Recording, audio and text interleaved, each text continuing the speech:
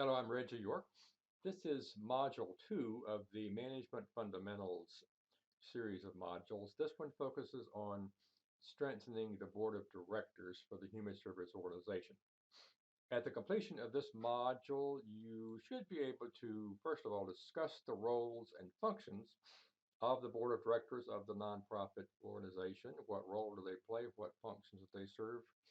Who are they and how and why, and so forth.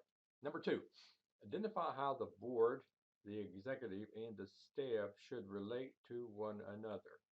3 critical sets of actors in the human service organizations. How should they relate to one another?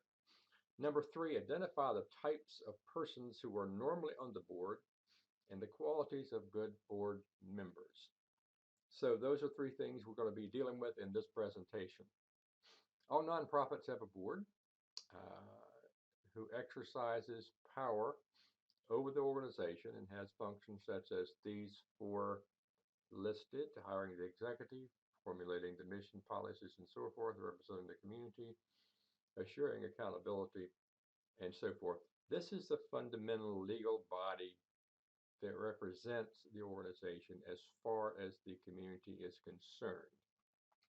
The board, in essence, relates to the community for the organization. I want to stop here a minute and have you read this particular statement from Holland. Hit the pause button, read it, and come back. As you can see here, the board is the basic legal entity, and it is the source of legitimacy for the organization. Let's reflect on a couple of things. Is the board more likely to have an active role in A, revising the mission when community conditions have changed, or more likely to have a role in dealing with the fact that 2 employees don't get along very well with each other? Well, I hope you said A, because that is more in line with what a board would be concerned with. The second one would be something the executive or the supervisors may need to deal with, but probably not the board of directors. Number 2, is the board more likely to have an active role in A, doing something about the fact that expenses are greater than revenue in the middle of the year, or making the intake protocol better? Well, I hope you said A, because again, A is more like what a board would be involved in working with. Here is another reflection. Is the board more likely to have an active role in A, doing something about the fact that I'm sorry, that's a repeat of the previous one. Okay, let's go to the next one. Who is normally on the board? Prominent persons in the community with an interest in the agency's mission, or professionals in this type of agency?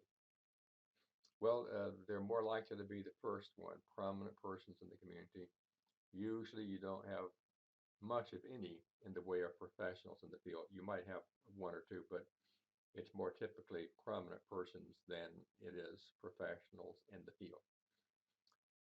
How about this one? Persons who demonstrate leadership and civic commitment, or persons with lots of money but no interest in our mission?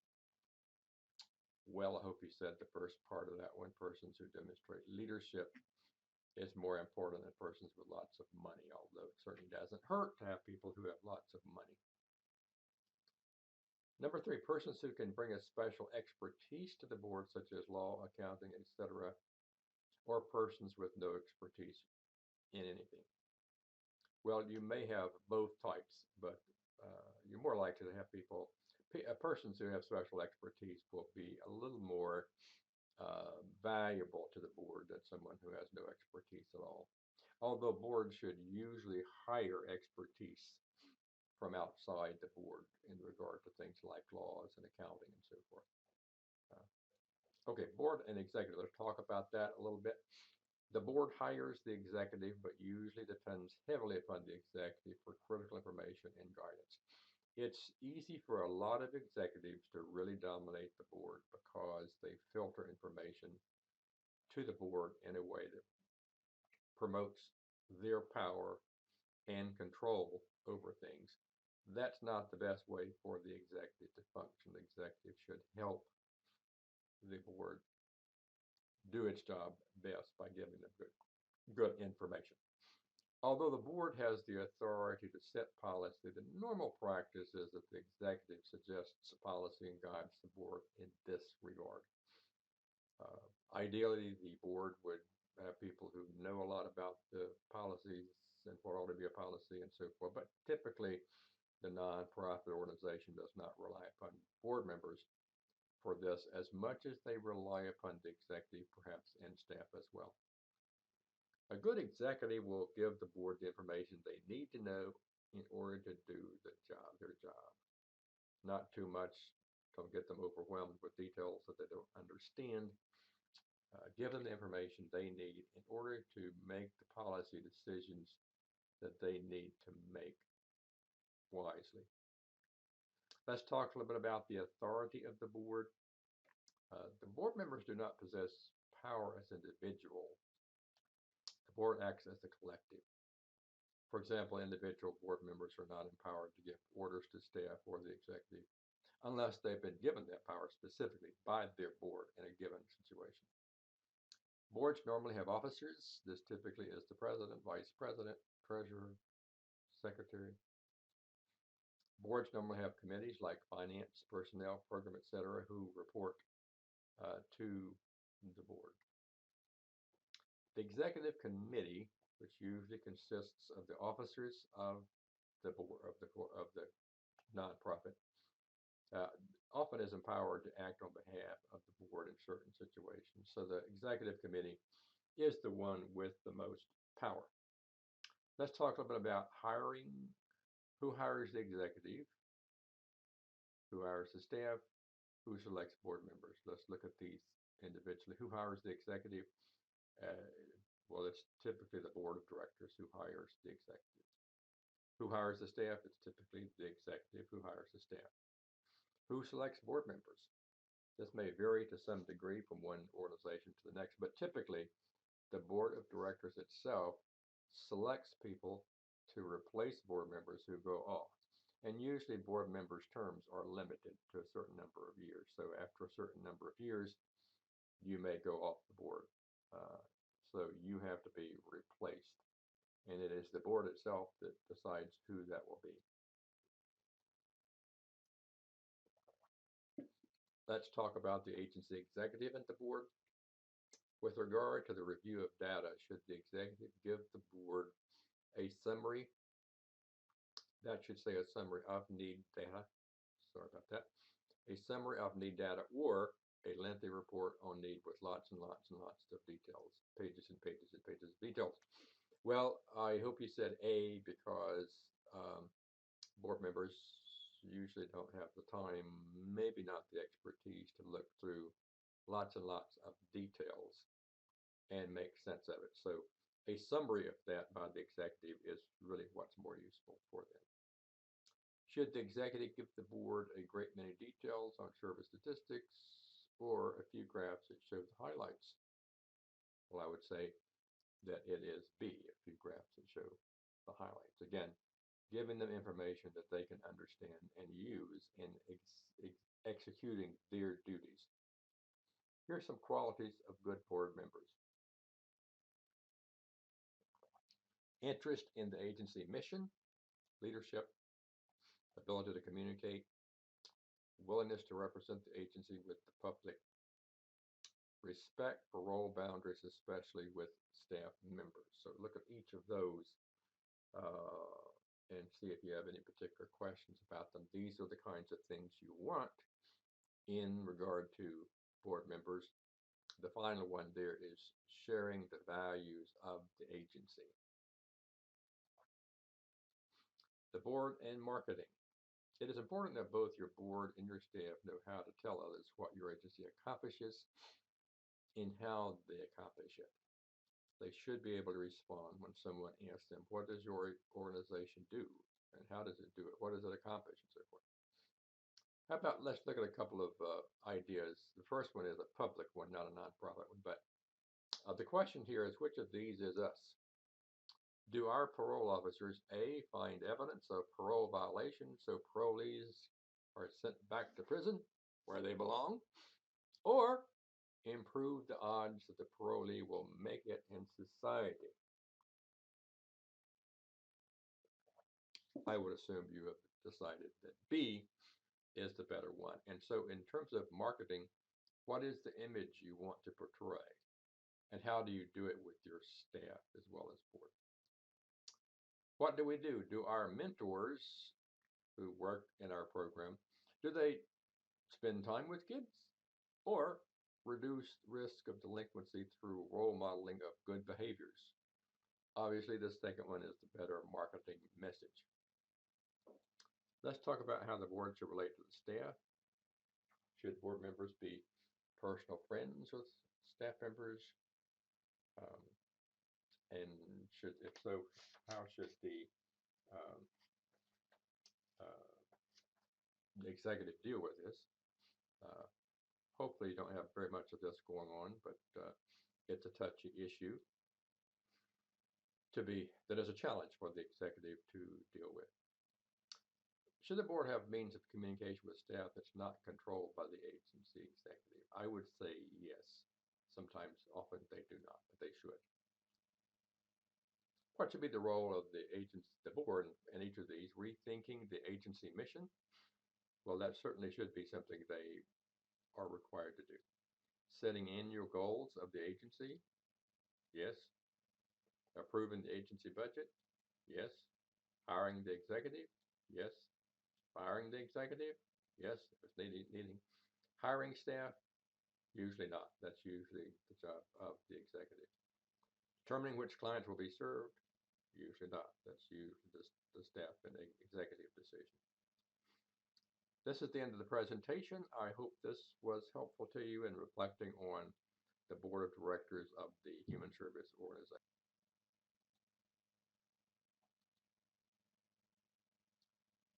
Hello, this is Red York. This is Module 3 in a series of modules on management fundamentals for the Human Service Organization. The theme of this one is effective personnel administration. At the completion of this module, you will be able to, sorry about that little fancy stuff, I just had to do that for some reason. Okay, number one, create a job announcement that complies with the requirements of the Equal Employment Opportunity Act and affirmative action. Number two, identify the proper role of standardized tests for jobs applicant screening. Number three, identify the questions to ask and the questions to avoid in a job interview. Number four, improve your agency's employee performance evaluation system. And number five, describe how a termination of employment process should be conducted. If you want, you might want to hit the pause button, look over these one by one again, just to see if you've got them all in place in your mind. Okay, let's do a little overview. Here you can see Human Services Administration deals with all aspects of the employee's life in the agency from beginning to end, from recruitment to termination. That means even the job design of the job you may be employed in, the benefits you'll receive, performance evaluation, staff development, recruitment, salary, and firing, including when that happens because of downsizing. Screening of applicants for the job. Sorry about that again. I'll try not to do that sort of nonsense in the future. Okay, number one, to meet affirmative action requirements, the job announcement must have these kinds of things. Hit the pause button, look them over, ask yourself the question, why do they need to be there? Then come back to me. Well, the big thing here is this promotes, these things promote access, equal access of people. If only selected persons know all the information and some persons do not know and do not have access to the information, they are at a disadvantage. And often that would be persons who are members of minority groups. Let's pose some questions about standardized tests as a way of selecting people for the job. First of all, have standardized tests generally been found to clearly be a predictor of job performance? Can you use a standardized test to know for sure just who's going to do better? Well, not really. They don't do that good a job of determining whether a given person will do well or not. How about this one? Are standardized tests better at narrowing the field of applicants to a dozen or so, or better at finding the one person for the job?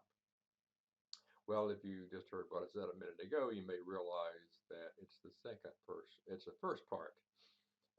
They do have a role to play in narrowing a large number of applicants to a smaller number to be reviewed in detail. They do that much better than finding the one person for the job. I think that the standardized tests should be pretty much put aside once you've got a select few you want to interview and take seriously. Let's talk about job interviews for a moment. Should the interviewer be just one person or a combination of persons with different backgrounds? That's the person who's doing the interviewing of the applicant. I would say it should be more than one person. You want different heads thinking about it, different people working with individuals. I have certainly myself in management positions been in situations where I realized that if I had not had other people involved in the hiring process, I would have made a mistake because I would have missed some important things that I simply didn't see, and others saw it. So I would suggest there be a number of persons involved in the interview. Number two, should the interviewer take phone calls in the interview? Of course not. You should not be interrupted. Should there be a certain amount of uniformity in the interviews from one applicant to another? Yes. You want to you want it to be a level playing field, so to speak, for different people applying for the job.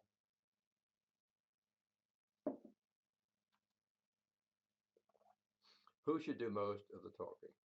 Should it be me, the interviewer, or you, the person being interviewed?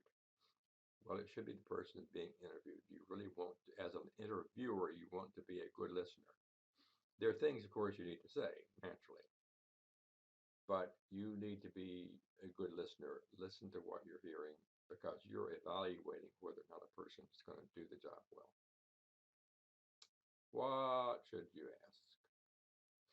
Should you use broad questions soliciting their self-perceptions about their abilities, or use practice scenarios that reflect the work of the job? Think about that for a moment. You might want to hit the pause button and think. Um, well, I would say practice scenarios make more sense.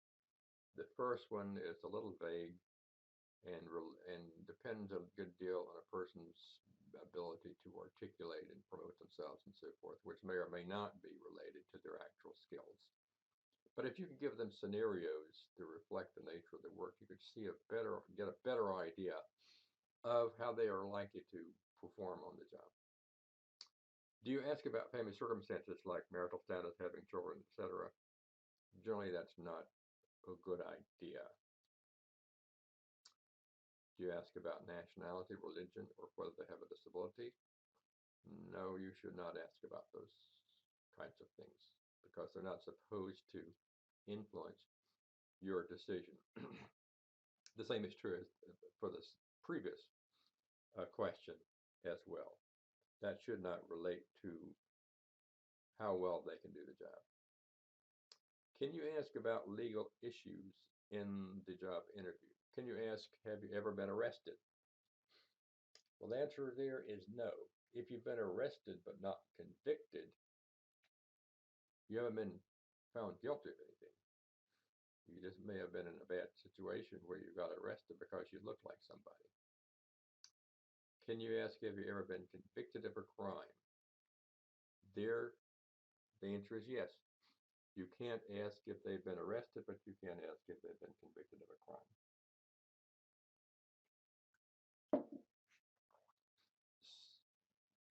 Let's look at the one about checking references here. Should you check references? Uh, that a person gives. Of course, you should. Should you rely mostly upon written reference letters for the applicant or do a phone interview of the reference person? Which is better? Well, I would certainly say the phone interview. What you'll find, you can find out a lot more information talking to somebody who is a reference than reading what they've written. People tend to write very positive things. The person who is the person you're talking about, if you're the person doing the reference, is somebody you know. You don't want to say nasty things. You want to be as positive as you can. But when you're talking to somebody on the phone, as the interviewer yourself, you might even pick up things about whether a person hesitates in answer questions. And they might be a bit more honest with you on the phone than they would be in writing something down. Can you use race for selection? Can you use a quota system for admissions in college by reserving a certain number of admission slots for minority persons? This has been ruled unconstitutional by the Supreme Court in the Bakke case of a couple of decades ago. So you can't reserve admission slots for a person based on race.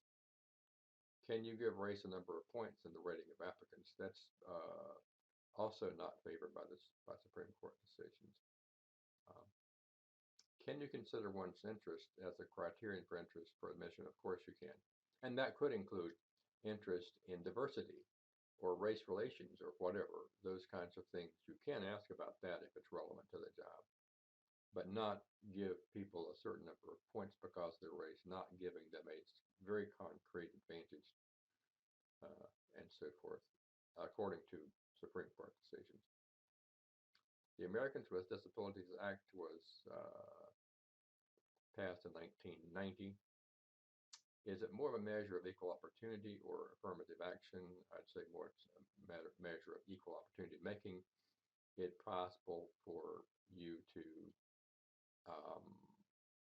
for there to be equal opportunity for individuals. The Act says that employers must make reasonable accommodations of disabilities. Um, what is meant by reasonable accommodation is not easy to determine.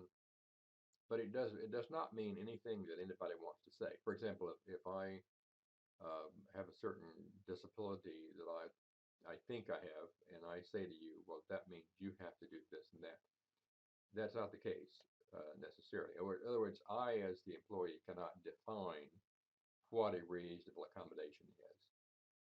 You simply have to be reasonable. You don't have to do everything imaginable to accommodate someone. You have to do things that are reasonable. Let's talk a little bit about salary. Is salary usually or normally used as a good reinforcement of good work performance in human service organizations?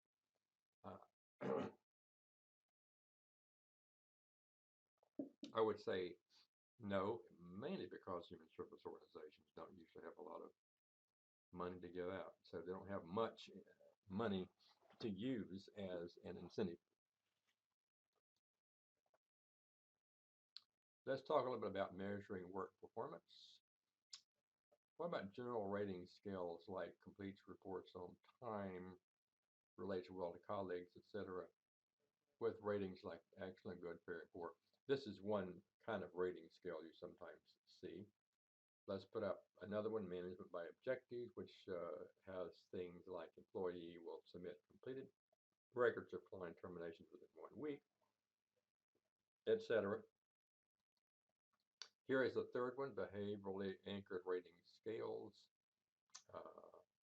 It actually tells what excellent means. It tells what poor means in specific terms. Well, I think really the last one probably is most meaningful, and the first one is least meaningful. Work performance evaluations, should they err on the side of being positive? We are very tempted to be positive, of course, but they should be honest more than they should be positive. Should it be exclusively positive? Of course not, because people are not exclusively positive in their performance. Should that be a surprise? No. Evaluations, the performance evaluation should not be a surprise. You should be in enough contact with the employee that they know where their weaknesses are if they have major weaknesses. Let's talk a little bit about termination, the unfortunate incidents in which you need to fire somebody. Termination can be for cause that has to do with legal issues like inappropriate sexual relations with clients or unsatisfactory job performance. The latter, of course, is the more difficult one to deal with because it's more nebulous. For job performance, it is important that this action be backed up with performance feedback and opportunity for correction. Look at both of those. You should be having given the person feedback that their performance is not appropriate and opportunity for them to correct it. If you have failed in either of these and they appeal your decision, they have a case to be made.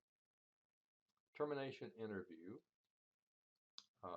It should be at the right time and place. Carefully prepare for it when you're the one doing the interview. Begin with clear statement of purpose. Clearly and factually state the action being taken. Do not negotiate. This is not a negotiation situation. It's a termination. Provide information about appeal. Let colleagues offer support. This is not something you can really do as the person doing the firing. Okay, that's the end of the presentation. I hope this was helpful to you.